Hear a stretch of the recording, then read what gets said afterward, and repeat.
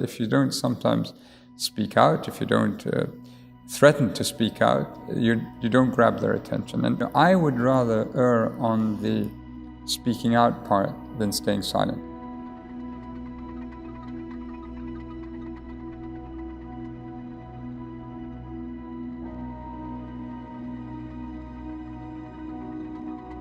I met with 4 young girls. They had been sentenced to 30 years in prison and they claim these were obstetric emergencies, these were miscarriages. The state claimed that these were terminations of pregnancy.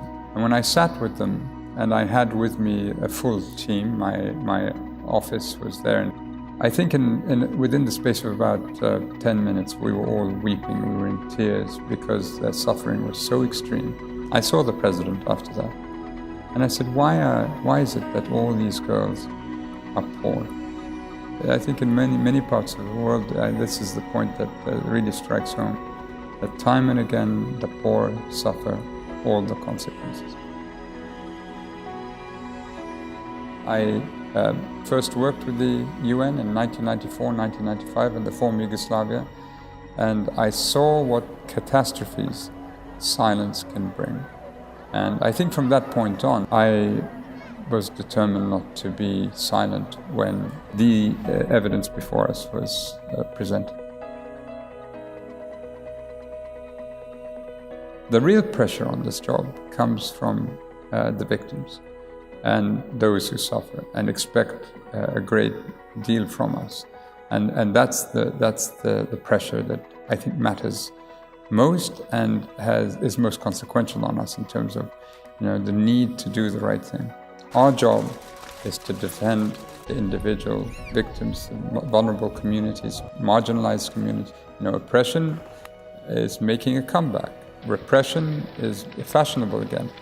I don't believe anyone holding this position, even if they felt differently, ultimately can conduct business in a manner that departs too radically from the way that I've done it or my predecessors have done it.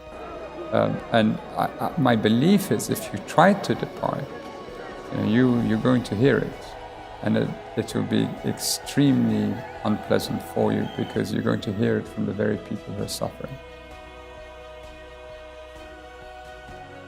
The people who matter to me are the civil society, victims groups, human rights defenders.